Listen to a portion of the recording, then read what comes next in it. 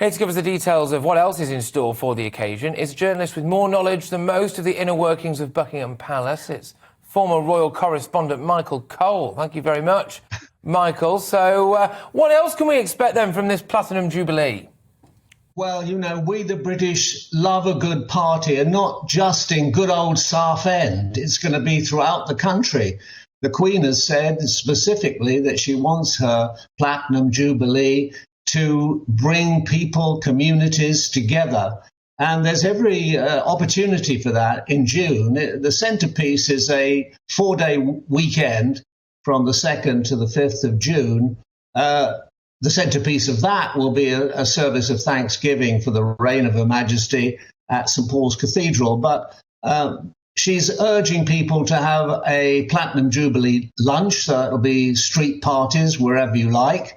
But the big thing when dusk falls will be the lighting of 1,500 beacons from the Channel Islands to the very tip of Shetland, and also in the capitals of all the Commonwealth countries, including Her Majesty's 15 overseas realms. So there's plenty doing, and for anybody who's lucky enough to get a ticket, there's going to be one of those great concerts at Buckingham Palace.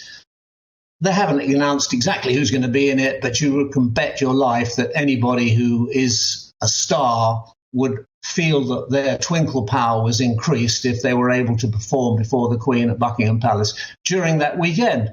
And then it doesn't stop there. We go on, we have the birthday parade, commonly known as the Trooping of the Colour. Now, I was only 10 years old when I went with my sister and my mother to see the Trooping of the Colour a week after the coronation in 1953.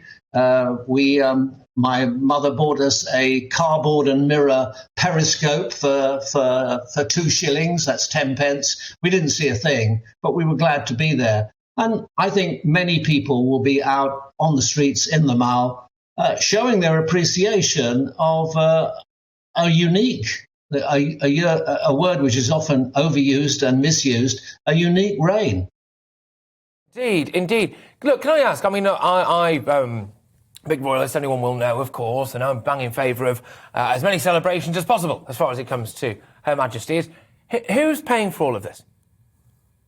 Well, I think some of it's coming from the government where necessary, but there's a tremendous number of local initiatives, and people are glad to do it. I think they're very happy to dig in their own pockets. One of the things which I think particularly appeals to the Queen is the Queen's green canopy.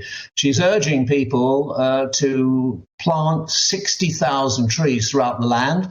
And if you get out your spade and you go down to the garden centre and buy yourself a decent tree, that will be recorded and put on a map, and that will be presented to her.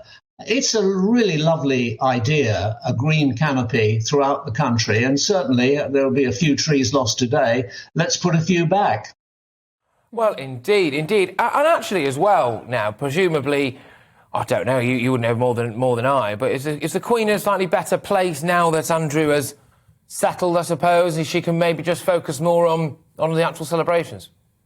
Well, that's certainly the great hope, and I'm sure that was behind I won't say haste, but the promptitude in actually settling that terrible, terrible case. And obviously, the decks should be cleared so that we can concentrate on what's important and what's just a terrible tragedy for everybody involved, a very unpleasant episode.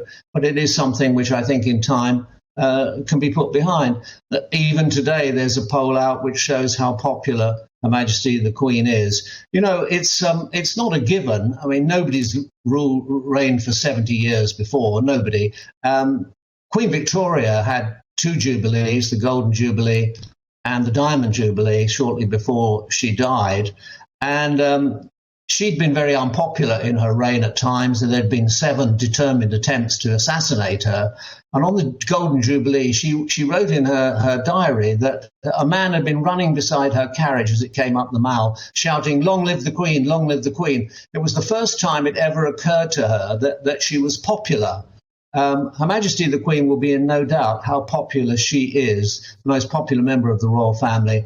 by far. And when we sing God Save the Queen, I really think we should mean it. Absolutely. Well, thank you for joining us this morning, former royal correspondent Michael Cole, telling us more about this Jubilee, which many people are excited about. I think it's positive. We've heard so much about divisions within the UK. It's good to hear something that might bring people together.